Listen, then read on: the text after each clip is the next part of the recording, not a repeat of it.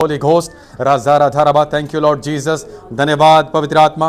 हे पिता धन्यवाद, हे प्रभु यीशु हम धन्यवाद करते हैं, संगति आपकी है। हम प्रार्थना करते हैं इस समय कि आपका अनुग्रह हमारे बीच पर हो। यस, हमारे बीच में आपका अनुग्रह हो। बातें करने वाले आप हो पवित्र आत्मा, आप हमें गाइड कीजिए। यस, हमारे मन को खोल दीजिए। जैसे जैसे हम वचनों को सुनते हैं प्रभु, वचन देहधारी हो जाए इंस्टेंटली। आज वचन देहधारी हो जाए हमारे मनों में। Yes, glory, hallelujah. हर एक वचन देहधारी हो जाए। जो कुछ आज हम सुनेंगे वचनों को, वो एक तरह से ट्रांसफर हो जाए हमारी आत्मा में, और उसके फल को आज हम देखेंगे।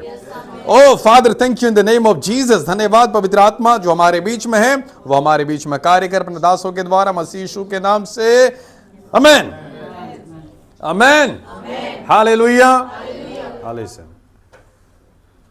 मिलाप वाले तंबू को बनाने से पहले और सुलेमान के मंदिर को बनाने से पहले परमेश्वर ने छठवें दिन अपने निवास स्थान को तैयार किया, जिसे हम देखते हैं मनुष्यों के रूप में। जहां पर हम देखते हैं उत्पत्ति 1:26 में कि आओ हम मनुष्यों को अपने स्वरूप अपनी समानता में बनाएं। इसका मतलब ये नहीं था कि मनुष्य, परंतु ये परमेश्वर ये कह रहा है कि आओ हम अपने रहने के लिए, ड्वेल करने के लिए, राज्य करने के लिए मनुष्यों को बनाएं। आमीन। सो परमेश्वर ने सबसे पहले, हम देखते हैं मिलाप वाले तंबू से पहले और सुलेमान के मंदिर से पहले, उसने अपने हाथों से मंदिर को बनाया। यानी मनुष्य परमेश्वर का मंदिर है। आमीन। सो फिर हम देखते हैं प्रेरित 17 में साफ लिखा है कि परमेश्वर, आइए पढ़ते हैं इसको, मेरे ख्याल से ये पढ़ना ज्यादा बेहतर है। सो यस, प्रेरितों के काम 17 अध्याय। ओ हालेलुया। ना 17 ओके, 17 का 26।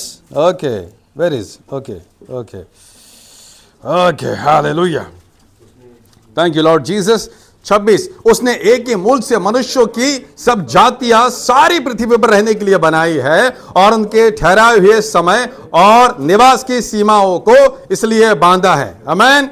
उसके बाद हम देखते हैं यस कि वे परमेश्वर को ढूंढे, कदाचित उसे टटोल कर पाए, तो भी वह हम में से किसी से दूर नहीं, क्योंकि हम उसी में जीवित रहते और चलते फिरते और स्थिर रहते हैं। आमीन। और जैसा तुम्हारे कितने कवियों ने भी कहा है, हम तो उसी के वंशज हैं। उसके बाद 29, अतः परमेश्वर का वंश होकर हमें यह समझना उचित नहीं कि परमेश्वर तत्व या ईश्वर तत्व सोने या रूपे या पत्थर के समान है, जो मनुष्य की कारीगरी और कल्पना से गढ़े हुए हो।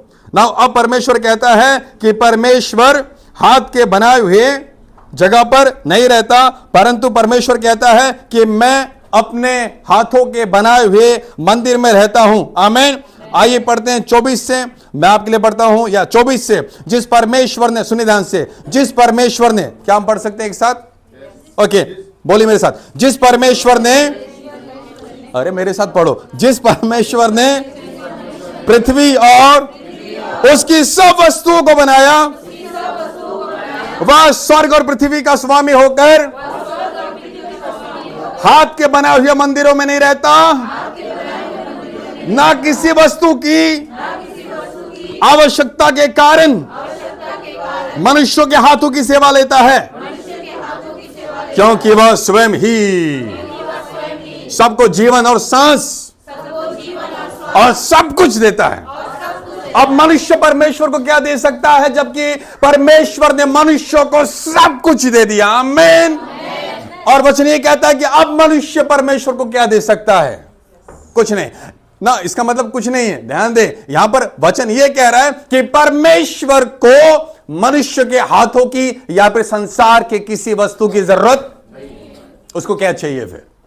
है मंदिर। आमीन। पहले कुरिन्थियों 3:16 में क्या लिखा हुआ है? क्या तुम नहीं जानते कि तुम परमेश्वर का, बस परमेश्वर को वो चाहिए। हालेलुया, आमीन। यानी स्वर्ग के नीचे पृथ्वी पर जो कुछ भी है, परमेश्वर को कुछ नहीं चाहिए।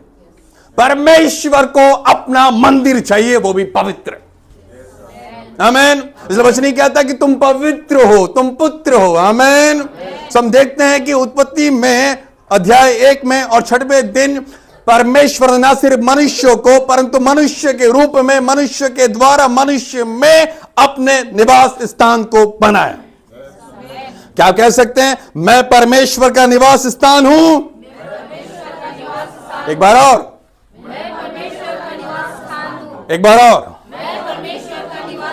अब कहें जैसा लिखा वचन में, मेरा शरीर परमेश्वर का मंदिर है। आमीन। सो ये मंदिर, ये बिल्डिंग मंदिर, यानी कि ये सृष्टि परमेश्वर का मंदिर है या नहीं है? फिर कौन है? हम। हालेलुया, आमीन। सो परमेश्वर को क्या चाहिए? जो उसने बनाया उसको हम पवित्र बनाए रहेंगे। आमीन। यानी कि उसको क्या चाहिए? रोमी 12 के अनुसार अपने शरीर को जीवित पवित्र बलिदान करके भावता हुआ उसको चढ़ाओ। यही तुम्हारी आत्मिक। आमीन। हे ग्लोरी, आमीन। That's it. हालेलुया। सो परमेश्वर अपने मंदिर में विराजमान है। याद बोध है? याद बोध है? आमीन। सो परमेश्वर अलग नहीं चाहता। देखा, मैंने अपने स्वरूप, अपने समानता में तुम्हें बनाया है। आमीन। यानी कि मैं तुम्हारे साथ नहीं, तुम्हारे अंदर, तुम में वास करके चलूंगा। आमीन। हम सुन रहे थे लास्ट टाइम प्रभु के दास से कि पुराने नियम में परमेश्वर हमारे साथ साथ चलता था, यानी कि परमेश्वर जहां से चलता था वहां हम चलते थे। लेकिन नए नियम में ऐसा नहीं है। नए नियम में ऐसा है कि हम जहां जाएंगे परमेश्वर वहां जाएगा। आमीन। Hallelujah, hallelujah. यानी अब परमेश्वर आपका वेट करेगा कि आप जहां जाओगे परमेश्वर आपके साथ वहां जाएगा। आमीन। क्योंकि मंदिर आप हो। आमीन। हालेलुया। उसने कहा मैं तुम्हारे मध्य में चला फिरा करूंगा। ओ आमीन। सो ये ओल्ड टेस्टामेंट नहीं, पुराना नियम नहीं है, बड़े नए नियम है। आमीन। आप जहां जाओगे परमेश्वर वहां जाएगा। परमेश्वर कहते तुम समुद्र में होकर चलो या आकाश में से होकर चलो, मैं तुम्हारे साथ चलूंगा। आमीन। सो परमेश्वर अपने मंदिर को लेने के लिए आ रहा है। आमीन। सो हम स्वर्ग राज्य के, सोचिए जैसे कि पूरा बिल्डिंग एक एक ईंटी से बना है ना, वैसे ही हम सब स्वर्ग राज्य के एक एक पत्थर के समान है, यानी बहुमूल्य पत्थर के समान है। आमीन। हमारे बिना स्वर्ग खाली, सब तैयार किए जा रहे हैं आत्मा में, आत्मा के द्वारा, परमेश्वर के वचन के द्वारा। आमीन। इस वचन कहते हैं अपने शरीर और आत्मा को क्या रखो? पवित्र रखो। आमीन। क्योंकि पवित्र परमेश्वर यहां विराजमान है। आमीन। सो और भी बहुत सारी बातें हैं, लेकिन मैं नहीं जाऊंगा। हम सीधा प्रार्थना करेंगे, उसके बाद हम सीधा आज प्रभु की मेज की ओर जाएंगे। आमीन।